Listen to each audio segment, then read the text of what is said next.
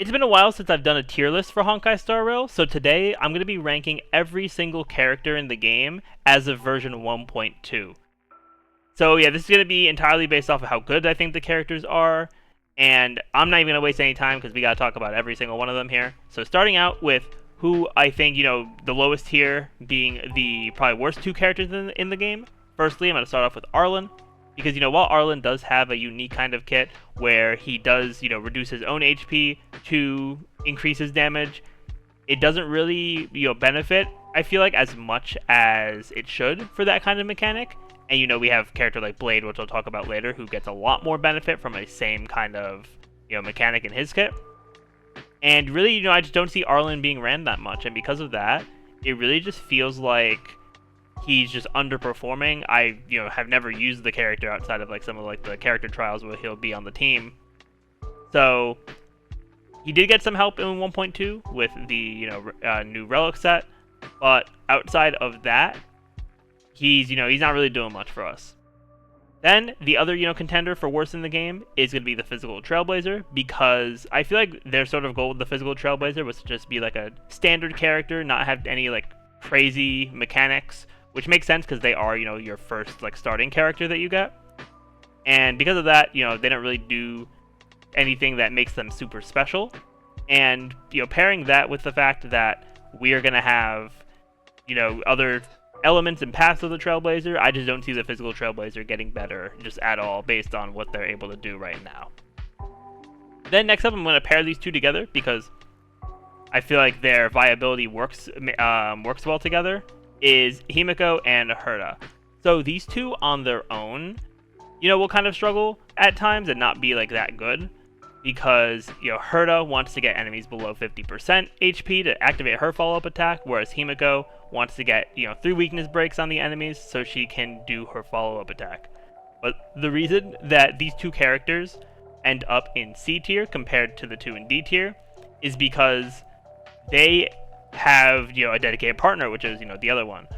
These two together working to get the weakness breaks and then trigger both of their follow-up attacks. Now, my only experience with them was during one of the events where we could trial them together, but that combination was able to work pretty well there overall, because I would get weakness breaks with Herta's AoE skill. And then if I get up to the 3 charges, Himeko's follow-up attack would trigger. And, typically, and I would assume this would happen if you have a well-built, Himeko and Herta, they'll be below 50% to activate Herta's follow-up attack. So them having that synergy together is just really helping them overall. And so they're not going to be putting up numbers like other characters, higher up in the tier list, but they are definitely better than Arlan and the physical Trailblazer. So now we're going to get to the B tier on the tier list. These are characters that I think are, solid, but there are characters that are just better and more useful in other places. So I wouldn't call these characters bad by any means in B tier. First of all, we have Sushang. I did a video about her recently, talking about her kit. She is definitely a very strong damage dealer. Although now with, us having more limited characters and the fact that both limited 5 stars in 1.2 were DPS characters, it definitely does make Sushang a little less, relevant. But she still is very good. She really thrives off of getting weakness break on enemies, and I think she just is a very good DPS in that regard. Next up, we have Serval, and Serval I really think is pretty solid. I do think that she needs support to actually receive big damage numbers. She does also have a place being ran with Kafka, which also helps her for a DOT type build for Serval. And I just think based on overall, thinking about every lens, whether you're free to play, whether you summon for limited characters, limited light cones, that kind of stuff, Serval definitely is very solid. I just want to see a little more development in the meta that could lead her to being A tier, because I think she has the potential based on what her kit does and it be revolving around shock, but she's just not there quite yet. Next up is probably the weirdest case on the entire tier list, is Qingque. Because she, her damage numbers, if you think about only her highs, would put her in S tier. If you're doing a damage tier list. But in her lows, she's all the way down in D. So her inconsistency is what's going to put her right in the middle of this tier list. Because you know, if you're lucky, you can have some really good turns with her, and if you have her E4 or higher, you're going to do some really good damage with her, you know, follow-up attack. But if you're not able to get lucky and you don't have her E4, you're not going to be doing, you know, that much crazy damage with her. So she's just kind of there as a damage dealer. So just because of her inconsistency, she's going to be in B tier. But she definitely has, like, the highs of, you know, characters that are in, like, upper A or even, like, S tier for sure. Then next up, we have Hook for B tier. Now, Hook is definitely very solid in being really, as of 1.2, our only burn applier that can, like, consistently apply burn outside of weakness break. And that's definitely, you know, pretty important because it's going to be able to, you know, help Kafka teams if you want to have, you know, burn, and also just for Hook to do more damage herself.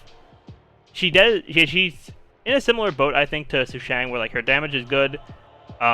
You do need to take some time to, you know, use it properly, because, you know, for Sushang, it's with the weakness broken enemies, and for Hook, you have to, like, build up her enhanced basic attack. So it's going to be, you know, you have to play her in a certain way to do damage, and, you know, her numbers aren't, like, measuring up compared to characters that would be higher on the tier list. Then next up, our last character in B, we have Dan Heng. And Dan Heng is very, you know, he's pretty good as a DPS. I also did a video on him recently. And, yeah, you know, similarly to, you know, other characters above for DPSs, his damage isn't that great. But especially here with most of these DPS characters, you know, they are boosted with supports like Bronya, Tingyun, Yukong, you know, all those characters. So I definitely do think that, you know, Dan Heng, he could definitely have some, you know, viability going forward, but, you know, overall, he is definitely, like, slowly falling off, but, you know, we'll have to see from there. Maybe some, like, crazy character comes out that works really well with him, supporting-wise. Then, next up, we have the A tier. A tier is going to have a lot of characters. So, first of all, and this is not going to be ordered by any means. Actually, a lot of these tiers are unordered, except for my S tier. I did order my S tier. But we're going to start off for A tier with Asta. Asta's really good in applying some, you know, nice buffs for the team, especially her speed buff from her ultimate, being able to make your characters move faster. And if you have your characters built with the proper speed values, you're going to be able to get 2 actions per cycle with some of them, which could mean for a lot more damage if you play your characters right and have them built properly. So yeah, Asta's very helpful for that, just giving you more actions per cycle, you know, given the right builds. And she's also very good at breaking enemies' weaknesses with her skill. So, definitely a very strong character. And she is free to play as well, which also gives her some more value. So you don't have to, you know, hope that you pull her. Every player gets Asta at the beginning of the game when they unlock the summon feature. Then, next up for A tier, we have Bailu. Now, a lot of people are, you know, growing a little sour on Bailu because of her lack of a cleanse mechanic. And I mean, it is definitely fair. I think healers that have cleanse are definitely going to be more valuable in the long run than healers that don't have it. But Bailu does still have things that are very solid. She does give her invigoration effect, which allows characters to heal a set amount of times when they get hit, as well as at her Ascension 6, she gets damage reduction while characters are invigorated as well, which is really nice. And, you know, her healing, there's a little bit of RNG with it, but at least from my experience with Bailu, because I use Bailu a lot, she, you know, as having her built up, my Bailu has like over 7k HP right now. She's able to, you know, even if I only get 1 of the 3 droplets on her skill, she is still healing for a good amount of, you know, like a normal character's HP. So it ends up not really being that much of an issue unless I get overly unlucky. Then next up for A tier, I have Clara. I recently got Clara, and I'm still building her up, but she definitely is very solid in, you know, tanking hits, especially if you have her, you know, signature light cone. I know she also does work with Blade's light cone as well to do some more damage. And yeah, she's definitely a good character. You definitely want to pair her, I think, with a shielder. Like, I think her and March 7th is a very good combo, because March 7th shields give an extra, like, taunt value boost, I'm pretty sure, and then Clara gives her, I think she gives herself a taunt value boost as well with her ultimate. So, and also reducing the damage she receives on it. So she's definitely very good for that as well. And, you know, with her damage and being able to do her counterattacks, she definitely does do damage, fitting to be an A tier character. Then next up, we have the only limited character that's going to be an A tier, Jing Yuan. Because Jing Yuan, having him built properly, if you have a signature light cone, he's going to be better than Serval in a lot of situations, or even every situation. But because of just the inherent, weaknesses in his kit right now, namely being his Lightning Lord, getting it to 10 stacks is, pretty challenging if you don't have him built properly. And then also crowd control debuffs affecting the Lightning Lord's ability to attack. Yeah, so Jing Yuan, despite his damage, because of these weaknesses that he has, that I don't really see similar kinds of weaknesses in other limited characters, that's going to put him in A tier, unfortunately. I do think he has a shot to go into S tier once Xuan comes out, but, based on what we learned from the live stream, but, we'll see how much Xuan's kit is going to be able to help him out with those, resistance to debuffs and everything like that. Then next up, I just mentioned her a bit ago, but we have March 7th. Now, March 7th is definitely really good to be able to apply shields. As I said, she works very well with, Clara and characters that want to get hit, to where they won't have to, reduce their HP. And also, her shields end up being pretty good, and you're able to, get some decent freezes off with her ultimate as well.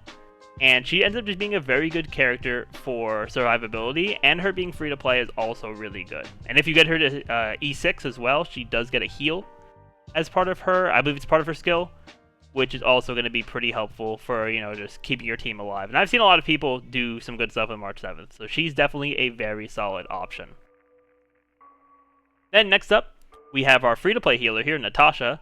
Now, I think in terms of, how much HP they heal, Natasha and Bailu, they aren't that far apart. I do think Bailu's is higher, though, overall, since Bailu can heal 3 allies with her skill, whereas Natasha can only heal 1 at a time, and then both their ultimates are AoE heal. But, Natasha, she does have cleanse, while Bailu doesn't, and she does also have the continuous healing in her kit, which is going to make things, really nice if your characters fall super low, and when they get healed, they'll be able to have some continuous healing for a couple turns to, keep their HP up, and hopefully you don't get unlucky with, enemies' attacks, because I know that happens sometimes. Then next up, we have probably, at least in my opinion, the most underrated character throughout, the game's lifespan so far. We have Pela. Now, Pela is really good at, lowering enemies' defense, which is going to be good for so many different types of kit, like team comps and, characters, because, enemies that have lower defense, you're going to be able to do more damage to them. And because of that, Pela becomes super valuable, because, she's going to boost characters like, Jing Yuan, and like normal DPS characters, they'll be able to do more damage. For your DOT comps, if you're running Kafka, Sampo, Luka, you're going to be able to do more DOT damage with the enemy's defense taken down. And she also does have AoE defense shred, which is super nice. Plus, her skill also is able to remove a buff from an enemy. So, for those like Disciples of Sanctus Medicus with like the lifesteal ability, you can just use her skill and it takes away that ability right away, so you won't even have to worry about it. Yeah, Pela is really good, really underrated, I think. So I definitely do recommend a lot of people to build her if you're really looking for that like defense shred. Then next up for A tier, we have Sampo. Now Sampo was in a weird spot, the last time I did a character, viability tier list, because Kafka wasn't out yet. So I think I did put Sampo in my B tier, just because he didn't have all the pieces in the game to be able to make his kit work. But now that Kafka's out, and I've been using Kafka Sampo a lot since I pulled my Kafka, they are an absolute dream team together. Sampo being able to increase the amount of DOT taken, like the DOT vulnerability of enemies, and then Kafka, re-detonating those DOTs. Sampo now having a partner is really boosting him up in the tier list. Now, even if you don't have Kafka, I do think Sampo is still very solid, because you are going to have Wind Shear going, and, increasing the DOT, vulnerability. And if you're running the Fermata Light Cone as well, that'll increase the amount of DOT damage too from him.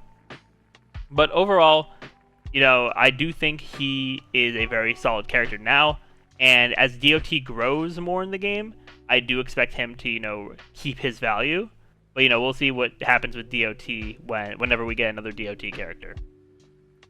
Then next up, for A tier, we have Tingyun.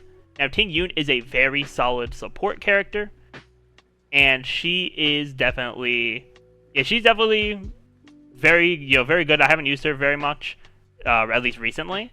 I do want to actually invest in her some more. I stopped using her maybe honestly a month and a half, 2 months ago. So yeah, I definitely do want to invest in her more, and see what I can actually build Tingyun is going to be able to do. But in terms of what I've seen and what I've used, she's going to be very good in boosting your damage. Her ultimate gives 50% ultimate energy charge to the ally you choose, plus a damage increase. So if you use that at the right time, you can get a pretty nasty use of your ultimate and just do a lot of damage. So yeah, Tingyun is a very solid support for sure. Alright, for whatever reason, when I was looking at my rankings before the recording, I didn't see Yukong, but now to rank her, I am going to put her in A tier, just for now. I haven't honestly looked too terribly much into Yukong. She does have, abilities that make her work very well with imaginary characters, so that'll work well with Imbibitor Lunae in 1.3. But, in the game right now, since there's not really too many imaginary characters that would be able to take too much advantage of that, outside of, I think Welt probably takes the most advantage of her imaginary character synergy. But she is going to be very solid for them, seeing as she can increase, crit rate and crit damage on her ultimate of the entire team, and also her roaring bowstrings giving the attack boost as well. Is just going to be really nice for characters. You do have to build her properly, very specifically, to make, because you only get 2 charges of roaring bowstrings, and they go away with every attack done on, or every action done in your party. So she is definitely a bit harder to build than Tingyun, but I do think she still has, she is still pretty strong as a support. If you don't have Tingyun, don't have Bronya, and you want to use Yukong. Then next up, we're gonna have the Fire Trailblazer, and I know we have a lot of A tiers here. Actually, gonna zoom this out a little bit. Yeah, so because of we have a lot of A tiers, just because a lot of characters I think are on that level. But for Fire Trailblazer, we are actually she is pretty good overall. Very good to, for sustainability, similarly to March 7th. And, yeah, I think just because of that, being able to keep the team alive, and not just, shielding and everything, but also she is the only character that has a taunt. And through her having a taunt, you're going to be able to direct enemy attacks to her, which is really nice for those, and not just for the single target attacks, but also for the attacks that only hit adjacent enemies, or adjacent allies. Yeah, to be able to deal with those attacks, they're going to focus on her. So if you have an ally who's, kind of squishy, if you put them to be basically far away from her, they won't get hit. And that's going to be pretty good for her. And I do see her, keeping her relevance for a while. We'll also have to see what happens with the Trailblazer, when we might get another path for the Trailblazer. Because, people speculated it for the end of the Shanzhou Alliance story, but it doesn't seem like we will, since it was more so focused on Dan Heng. But we'll have to see when it comes to that. Then next up, we have Yanqing. Now, Yanqing is very solid overall. He's a really good damage dealer for ice, and I think one of the best things about him is the fact that he is actually pretty easy to build, because his talent innately gives him extra crit rate and crit damage. So, unlike other characters where you need very specific amounts and trying to keep the ratio of for every 1 crit rate, you have 2% crit damage. Yeah, I think the fact that he's able to give himself crit rate and crit damage, you don't need to focus too much on getting as much crit rate on him, because you will have a pretty good ratio just in general. So you can focus on buffing up that crit damage while still having a pretty solid crit rate percentage on him, and just doing some good damage overall. Then the last character for this tier is going to be Welt. Now, Welt is very solid. He's a very good imaginary character, not just for support and being able to slow enemies down, which he is the only character right now that really focuses on enemy slowdowns, but he also does do a good amount of damage, and you can build your Welt as a kind of main damage dealer. I would say he more so fits into a sub DPS role, but in my experience using Welt, it is very nice to be able to slow down enemies.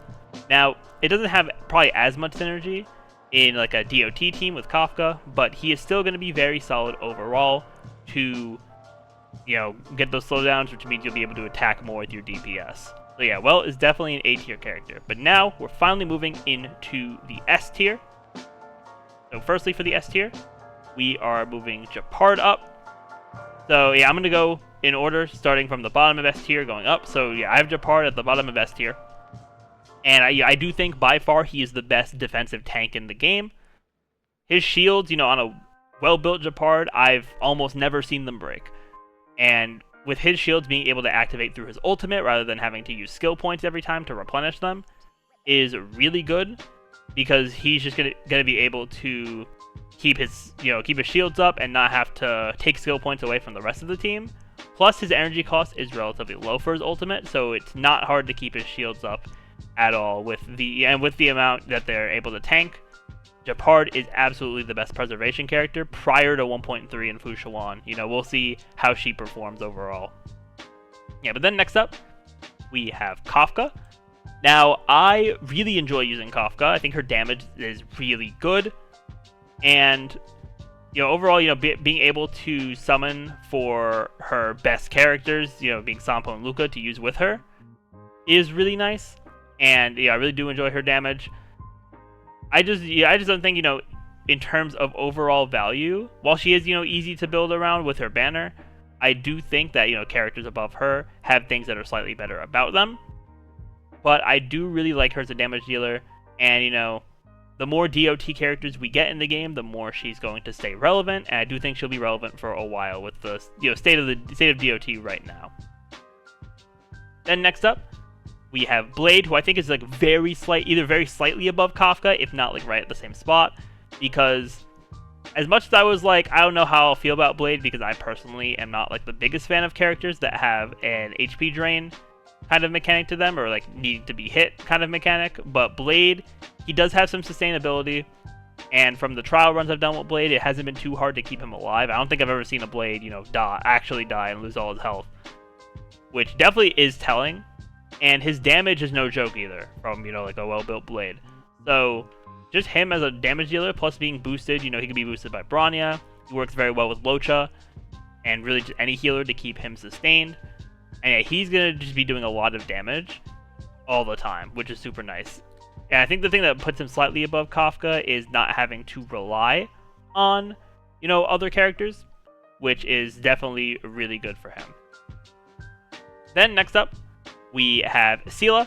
I do still have her above Blade and Kafka just because of her, resurgence talent, where if she gets an enemy kill, she gets another free action, which is, I think it's super nice because it's really going to boost her damage up, because you'll have situations where you're fighting a big enemy and then 4 small enemies, those fireflies, for example, and you can literally kill a firefly, get another action, kill another one, do your ultimate to kill another one, and then you get a 4th action, and all of a sudden you went from fighting 5 enemies to fighting 1 enemy, all in the span of 1 turn, which is absolutely insane. And I think just that fact, makes her, I think, probably still the best DPS in the game right now. There might be situations where, Blade, Kafka, whoever might outdamage her. But I feel like the difference, and obviously, I haven't done the calculations or anything like that, but the difference might be, pretty slim overall.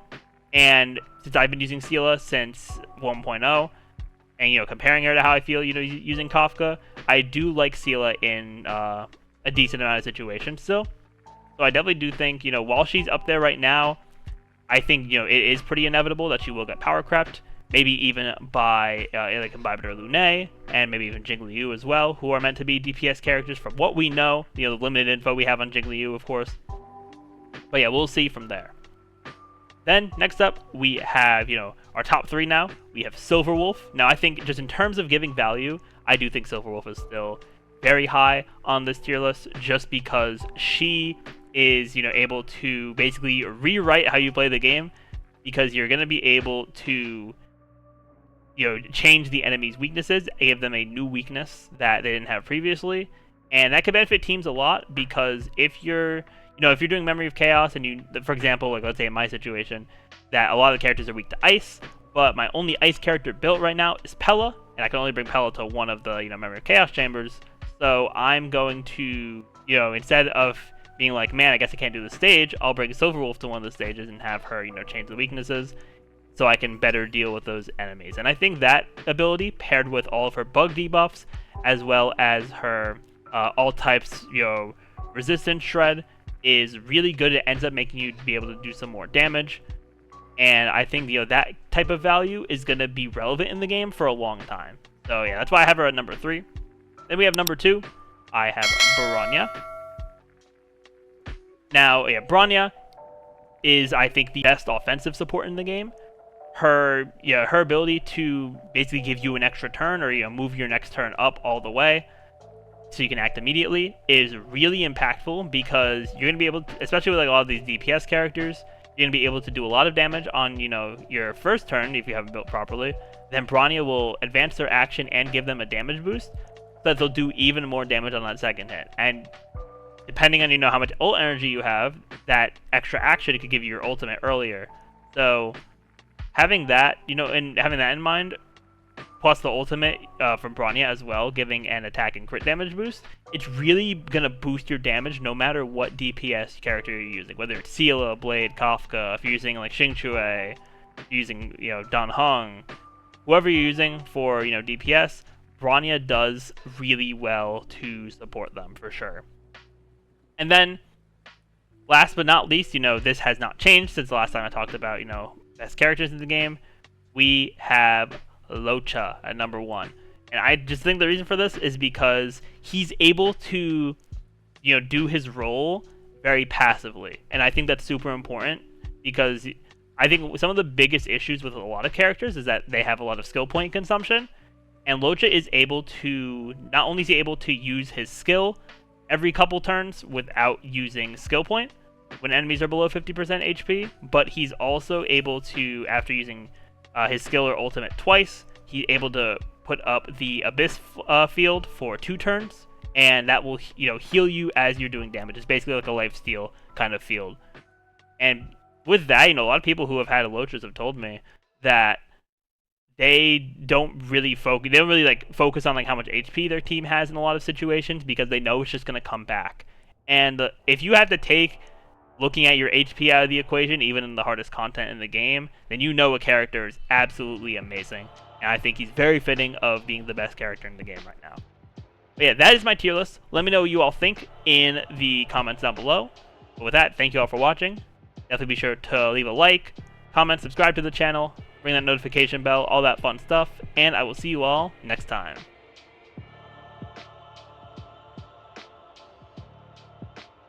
Alright, so in post-production, I realized that I also didn't get to Luka. For some reason, Yukong and Luka were in, you know, different spots, but I am going to put Luka in A tier. He is mainly just a very solid, you know, DOT applier, helps Kafka a lot, and is, you know, overall, you know, I do think he has some spots where he's better than Sampo, and Sampo has better spots where he's better than Luka. But I do think both of them are really good, and are both going to, you know, keep getting better as more DOT characters and elements start coming into the game, you know, more frequently. But yeah, as I said, with that, thank you all for watching, and I'll see you all next time.